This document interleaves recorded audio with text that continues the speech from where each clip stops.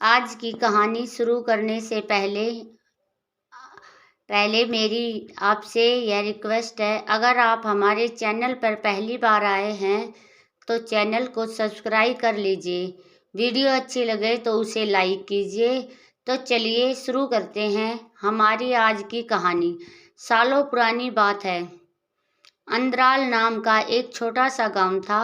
उस गांव में स्वामी नाम का एक अत्यंत निर्धन किंतु कर्मठ व्यक्ति निवास करता था। उसके परिवार में उसकी धर्मपत्नी और एक पुत्र था जिसका नाम बिरजू था। स्वामी अपने पुत्र से बहुत प्रेम करता था और उसे अपने जीवन का सबसे बड़ा धन मानता था। परंतु विधि को कुछ और ही स्वीकार था। जब से बिरजू का जन्म हुआ था तब से वह एक गंभीर बीमारी से पीड़ित था। उसका शरीर दुबला पतला रहता था और प्राणों की ज्योति सदैव डगमगाती प्रतीत होती थी। स्वामी ने अपने पुत्र के इलाज के लिए अपनी सारी जमा पूंजी लगा दी। कई वैद्य हकीमों से उसका इलाज करवाया, लेकिन यह स्वस्थ न हो पाया। अब स्वामी ने अपने बेटे के इलाज के लिए लोगों से पैसे उधार लेना भी शुरू कर दिया था, किंतु दुर्भाग्य को कौन टाल सकता है। एक दिन स्वामी का बेटा बिरजू बहुत ही बीमार हो गया। यह देखकर स्वामी और उसकी पत्नी को बहुत चिंता होने लगी। स्वामी ने अपने बेटे बिरजू को बचाने की बहुत कोशिश की, लेकिन वह उसे बचा न पाया और उसके बेटे की मृत्यु हो गई। अब तो स्वामी और उसकी पत्नी बहुत ही दुखी रहने लगे। एक तो उन्हें बेटे के जाने का गम था, दूसरा लोगों से जो पैसे उधार लिए थे उसे किस तरह चुकाएंगे, इस बात की चिंता उन्हें सताई जा रही थी। उसी गांव में चंद्रशेखर नाम का एक प्रतिष्ठित पुरुष रहता था, जो उस गांव का मुखिया था। वह अत्यंत नेक, धर्मनिष्ठ और सत्यनिष्ठ व्यक्ति था। धन संपत्ति से उसे कोई मोह न था। उसे गर्व केवल इस बात का था कि गांव वाले उसका बहुत सम्मान करते थे। स्वामी का घर मुखिया के घर के सामने ही था। जब चंद्रशेखर ने स्वामी की दयनीय अवस्था देखी तो उसका हृदय करुणा से भर उठा। उसने गांव वालों से कहा कि हमें स्वामी की कुछ मदद करनी चाहिए। हमें कुछ चंदा इकट्ठा करके स्वामी को देना चाहिए ताकि उसके जीवन में कोई सुधार हो सके। अगर हम सब मिलकर उसकी मदद करेंगे तो उसका जीवन ठीक ठाक से चल सकता है। सभी गांव वालों को उसकी सलाह उचित लगी और जिसकी जितनी हैसियत थी उसने उतने पैसे मुखिया चंद्रशेखर को दे दिए। फिर मुखिया ने उन पैसों को इकट्ठा करके एक टांगा गाड़ी खरीद ली और वह स्वामी को भेंट में दे दी। टांगा गाड़ी लेकर स्वामी बहुत ही प्रसन्न हुआ। अब उसे अपनी जीविका चलाने के लिए एक सहारा दिखाई देने लगा। स्वामी ने मुखिया को बहुत बहुत धन्यवाद किया। अब स्वामी प्रतिदिन तांगा लेकर गांव के नगर से गांव यात्री को ले जाने लगा और इस प्रकार अपना और अपनी पत्नी का गुजारा करने लगा। धीरे धीरे उसने सबका उधार भी चुका दिया। एक दिन की बात है, स्वामी सुबह के समय अपना तांगा लेकर नगर से गांव की ओर लौट रहा था। रास्ते में उसे कुछ यात्री खड़े दिखाई दिए। उनमें से एक युवक साहूकार था और दूसरा था साधु। उन्होंने स्वामी से पूछा, तांगा वाले, क्या तुम्हारा तांगा खाली है? हमें गांव जाना है, वहां तक किराया कितना लोगे? स्वामी ने जवाब दिया, तांगा तो खाली है, किंतु आप लोग गांव के तो नहीं लग रहे। आप कौन हैं और किस कार्य के लिए जा रहे हैं? साहूकार ने कहा, मैं नगर का साहूकार हूँ और व्यापार करने के लिए सिलसिले से गांव जा रहा हूँ। फिर साधु बोला, साधुओं का कोई ठौर ठिकाना नहीं होता, वह तो यात्रा करते रहते हैं। फिर साहूकार ने स्वामी से पूछा, अब यह बताओ कि किराया कितना लोगे? स्वामी बोला, आप साहूकार हैं, आपसे तो मैं 5 रुपए मुद्रा लूंगा, किंतु साधु महाराज से 3 मुद्रा ही लूंगा। साहूकार ने आश्चर्य से पूछा, ऐसा क्यों? मुझसे 5 मुद्राएं लोगे और साधु से केवल 3 मुद्राएं ही क्यों लोगे? स्वामी ने शांत स्वर में उत्तर दिया, आपकी आमदनी अधिक है, इसलिए आपसे 5 मुद्राएं लेना उचित होगा। साधु महाराज तो स्वयं लोगों से भीख मांगते हैं, इनसे मैं क्या लूं, इसलिए साधु महाराज से मैं केवल 3 मुद्राएं ही लूंगा। तांगे वाले का यह जवाब सुनकर साहूकार उससे सहमत हो गया। सौदा तय हुआ और दोनों तांगे में बैठ गए। यात्रा लगभग 10 योजन की थी। साधु महाराज आयु में वृद्ध और अनुभव में परिपक्व प्रतीत होते थे। रास्ते में स्वामी ने साधु से विनम्रता से कहा, साधु महाराज, आप तो जगह जगह घूमते हो, आपने सारा संसार देखा है, कृपया करके अनुभव से कोई ऐसी कथा या ज्ञान की बात बताइए जो जीवन में काम आए। साधु ने कहा, सुनो, सुनने को तो बहुत कुछ है, किंतु प्रत्येक ज्ञान का मूल्य होता है। 1 मुद्रा दोगे तो 1 ज्ञान की बात बताऊंगा। बोलो राधे राधे। स्वामी ने सोचा कि सफर अच्छा कट जाएगा और 1 मुद्रा से मुद्रा कम भी मिलेगी तो क्या हुआ, कोई बात नहीं। उसने कहा, ठीक है साधु महाराज जी, कहिए।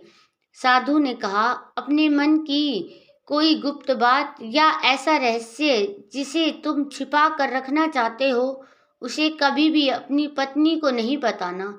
स्वामी ने कहा, ठीक है साधु महाराज जी, अब आगे कहिए। साधु बोला, बात समाप्त हुई, यदि आगे सुनना है तो 1 मुद्रा और लगेगी। स्वामी ने सोचा कि अभी तो किराए की 2 मुद्राएं बची हैं। उसने कहा, ठीक है साधु महाराज जी, एक और बात सुनाइए। साधु ने कहा, जिस बात को 4 लोग कहे उसे स्वीकार कर लेना चाहिए।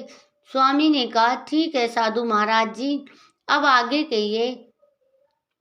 साधु ने फिर कहा, बात समाप्त, अगली बात के लिए 1 मुद्रा और देनी होगी। स्वामी ने सहमति से सिर हिला दिया। तब साधु बोला, मृत व्यक्ति को कंधा देना चाहिए और कुछ दूर तक उसके साथ चलना चाहिए। अब स्वामी समझ गया कि यदि आगे सुनेगा तो फिर मुद्रा देनी होगी। उसने और कुछ सुनने से मना कर दिया। गांव पहुंचकर उसने दोनों यात्रियों को उतार दिया और स्वयं अपने घर लौट आया। अगले दिन सुबह होते ही स्वामी तांगा लेकर नगर की ओर निकल पड़ा।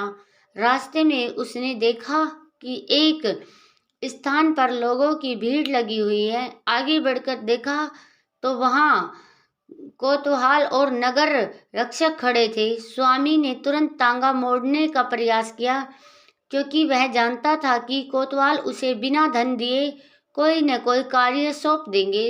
परंतु तभी एक कोतवाल की दृष्टि स्वामी पर पड़ गई। उसने पुकार कर कहा, अरे तांगे वाले, इधर आओ।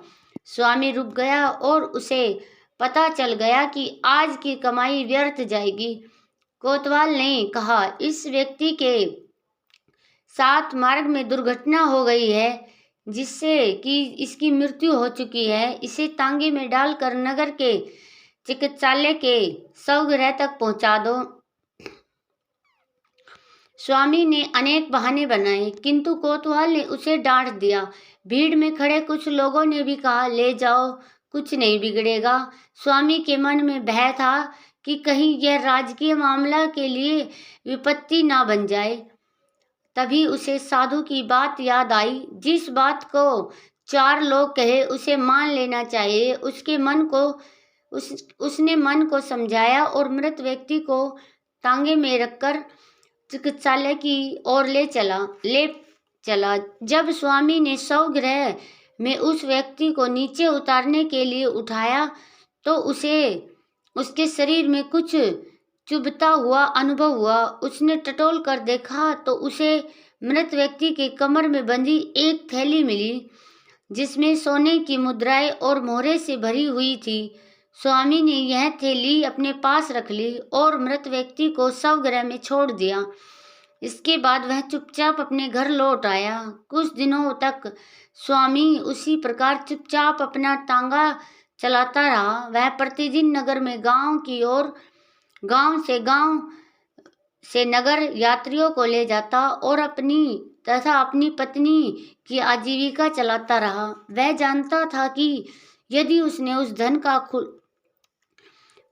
खुलकर उपयोग किया तो गांव वालों को संदेह होगा कि इतने कम समय में उसके पास इतना धन कहाँ से आया। अभी कुछ समय पहले ही वह लोगों से उधार मांग रहा था। उसने यह बात अपनी पत्नी को भी नहीं बताई, क्योंकि साधु की कही हुई पहली सीख अब उसे पूरी तरह से सच होती हुई दिखाई दे रही थी। समय बीतता गया। कुछ दिनों के पश्चात स्वामी ने अपनी झोपड़ी के स्थान पर एक पक्का और सुंदर घर बनवाया। उसमें अपनी पत्नी के साथ सुखपूर्वक रहने लगा। इधर गांव में मुखिया चंद्रशेखर के स्थान पर अब कोई दूसरा व्यक्ति मुखिया बन चुका था। पूर्व मुखिया चंद्रशेखर की पत्नी जब स्वामी की उन्नति और वैभव देखती तो उसने मन में ईर्ष्या जाग उठती। वह मन ही मन कहती, जो कभी भूखा मरता था आज धन से खेल रहा है। स्वामी का घर इतना भव्य बन गया था कि आसपास वैसा कोई दूसरा घर नहीं था। चंद्रशेखर की पत्नी प्रतिदिन अपने पति को ताने देने लगी। वह कहती, तुम्हारी ईमानदारी का मैं क्या करूं? क्या उसे चाटूं या उसे आभूषण बनवाऊं? उधर देखो, स्वामी की पत्नी प्रतिदिन नए नए गहने पहनती है और उसका घर देखो कितना भव्य है। पूरे गांव में ऐसा घर किसी के पास नहीं होगा। 2 वर्ष पहले वो भूखे मर रहे थे। पत्नी की इन तानों का प्रभाव धीरे धीरे चंद्रशेखर के मन पर भी पड़ने लगा। वह सोचने लगा कि अवश्य ही कोई रहस्य है। इतनी कम समय में स्वामी ने इतना धन कहाँ से कमाया? एक दिन पत्नी के कहने पर चंद्रशेखर स्वामी के पीछे पीछे नगर भी गया और उस पर दृष्टि रखी, मगर उसे कुछ भी समझ नहीं आया। जब वह घर लौटा तो उसकी पत्नी ने पूछा, क्या कुछ पता चला कि स्वामी इतने पैसे कैसे कमा रहा है? चंद्रशेखर ने कहा, मुझे तो कुछ भी समझ नहीं आया। मैंने तो उसे इतने पैसे कमाते हुए भी नहीं देखा। वह तो बस 2-4 सवारी गांव से शहर ले जाता है और 2-4 सवारी शहर से गांव ले आता है। यह सुनकर उसकी पत्नी गुस्से से लाल पीली हो गई और कहने लगी, तुम तो बस गांव के 4 लोगों के साथ बैठकर हुक्का पीते रहो, मुझे ही कुछ करना पड़ेगा। अगले दिन जैसे ही स्वामी तांगा लेकर घर से निकला, चंद्रशेखर की पत्नी तुरंत स्वामी की पत्नी के पास जा पहुंची और उसकी झूठी तारीफ करने लगी, उसे रिझाने की कोशिश करने लगी। कहने लगी, बहन, तुम्हारे झुमके तो बहुत अच्छे हैं, तुम्हारे गले का हार तो बहुत सुंदर लग रहा है और तुम्हारी साड़ी की तो बात ही क्या है, क्या कहनी। इतनी तारीफ सुनकर स्वामी की पत्नी फूली न समा रही थी। बस फिर क्या था, उसने पूर्व मुखिया की पत्नी को बिठाया और कहने लगी, बैठो बहन, तुम तो दिखाई ही नहीं देती, यह घर तो तुम्हारा भी है, आती रहा करो। फिर वह उसके लिए दूध ले आई। दोनों दूध पीते हुए बातें करने लगी।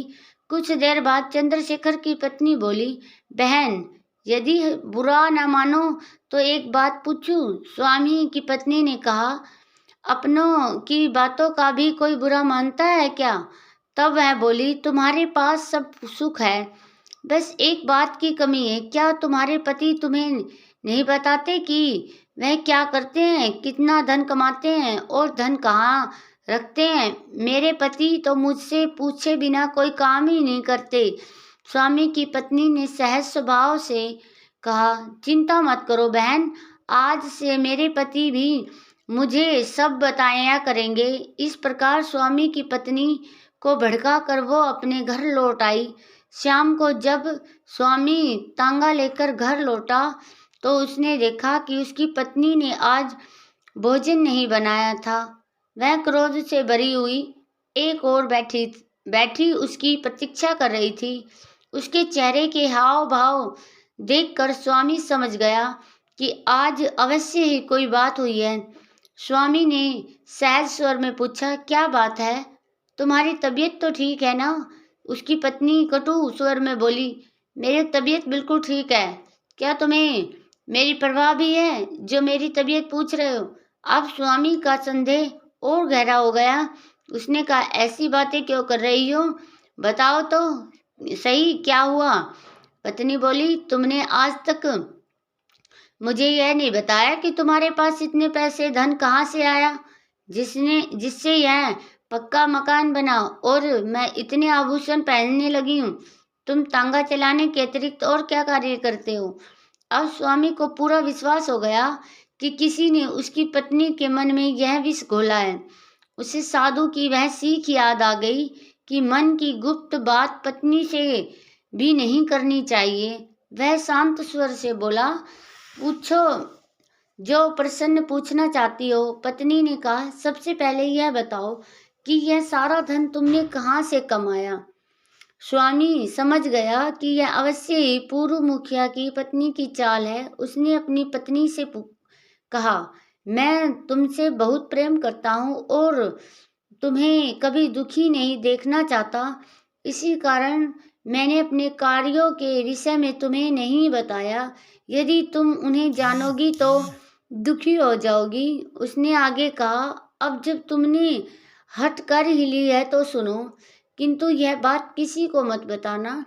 फिर स्वामी बोला, जब मैं सुबह टांगा लेकर नगर जाता हूँ तो नगर द्वार के समीप एक व्यक्ति बैठता है जो एक मुद्रा देकर एक जूता मारता है। वहां नगर के बड़े बड़े धनी लोग आते हैं। लंबी पंक्ति लगी रहती है। मैं भी उसी पंक्ति में लग जाता हूँ और उस व्यक्ति से 50 जूते लगवाता हूँ। फिर थोड़ी देर विश्राम करता हूँ और दोबारा पंक्ति में लगकर 50 जूते और लगवाता हूँ। इस प्रकार मैं प्रतिदिन 500 मुद्राएं अर्जित करता हूँ। यह सुनकर उसकी पत्नी का हृदय पिघल गया। उसने मन ही मन सोचा कि उसका पति कितना परिश्रम करता है और वह व्यर्थ ही उससे झगड़ बैठी। उसने सोचा कि अब वह अपने पति का पूरा ध्यान रखेगी। अगली सुबह जैसे ही स्वामी तांगा लेकर घर से निकला, उसकी पत्नी तुरंत पूर्व मुखिया की पत्नी के पास जा पहुंची और उसे सारी बात बता दी। साथ ही गर्व से बोली, मेरे पति भी अब मुझसे कुछ नहीं छुपाते। पूर्व मुखिया की पत्नी यह सुनकर बोली, बहन तुम तो बहुत सौभाग्यशाली हो। शाम को जब चंद्रशेखर घर लौटा तो उसकी पत्नी ने तुरंत उसे सारी बात बता दी और बोली, स्वामी एक बार में 50 जूते लगवाता है। तुम तो उससे अधिक स्वस्थ हो। तुम 100 जूते भी सह सकते हो। अब तो हम भी शीघ्र ही धनवान बन जाएंगे। दोनों पति पत्नी इसी प्रकार बातें करते हुए विश्राम करने चले गए। सुबह होते ही पूर्व मुखिया की पत्नी उठ खड़ी हुई। उसने अपने पति के लिए प्रेम पूर्वक भोजन तैयार किया और कुछ रोटियां वस्त्र में बांधकर उसके हाथ में देते हुए बोली, आज तुम सोमनगर जाकर देखो कि स्वामी कहाँ जाता है और किस प्रकार धन कमाता है। पत्नी की बातों से उत्साहित होकर चंद्रशेखर नगर की ओर चल पड़ा। वह बाजार खुलने से पहले ही नगर पहुंच गया और नगर कोतवाल के समीप आकर उस व्यक्ति को खोजने लगा जो मुद्रा देकर जूते मारता था। उसके मन में यह भय भी था कि कहीं वह देर से पहुंचा और पंक्ति लंबी हो गई तो अवसर हाथ से निकल जाएगा। वो बार बार कोतवाल की दीवार के ऊपर से झांक कर भीतर देखने लगा। कोतवाली में खड़े एक सिपाही को उस पर संदेह हो गया।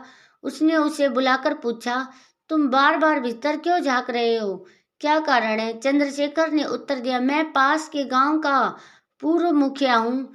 मैंने सुना है कि यहाँ एक पंक्ति मुद्रा देकर जूते मारे जाते हैं। मैं भी उसी के पास जूते लगवाने आया हूँ।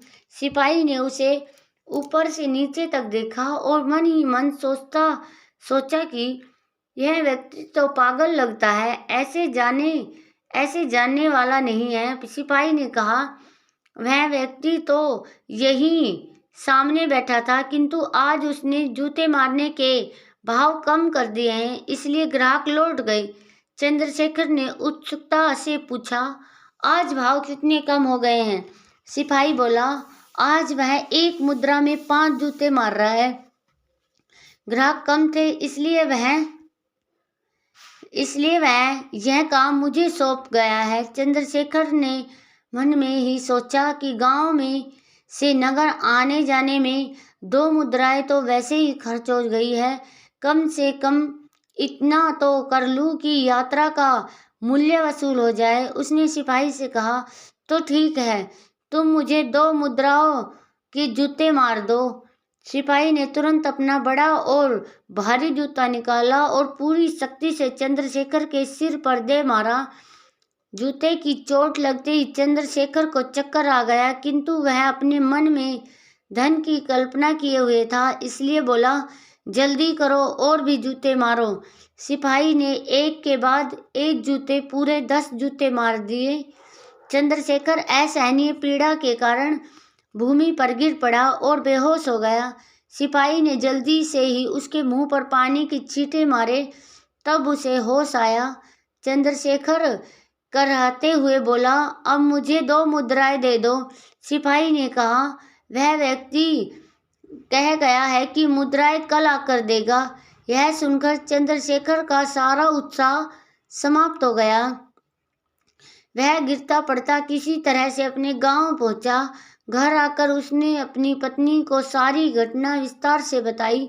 यह सुनते ही उसकी पत्नी की बुद्धि ठिकाने आ गई। उसने कहा, सुनो जी, हम जैसे हैं वैसे ही ठीक है, हमें इतना धन बनाने की कोई आवश्यकता नहीं है। ईमानदारी और संतोष ही सबसे बड़ा धन है। उस दिन के बाद पूर्व मुखिया की पत्नी ने स्वामी के घर कभी नहीं जाने की कसम खाई। इस प्रकार स्वामी ने अपनी सूझबूझ और धैर्य से न केवल अपनी पत्नी को शांति में रखा, बल्कि ईर्ष्या और षड्यंत्र से भी अपना पीछा छुड़वा लिया।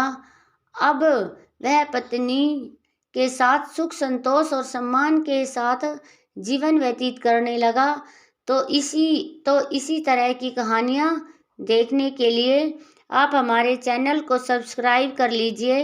वीडियो अच्छी लगे तो कमेंट करना न भूलें और अंत में बोले, राधे राधे दोस्तों।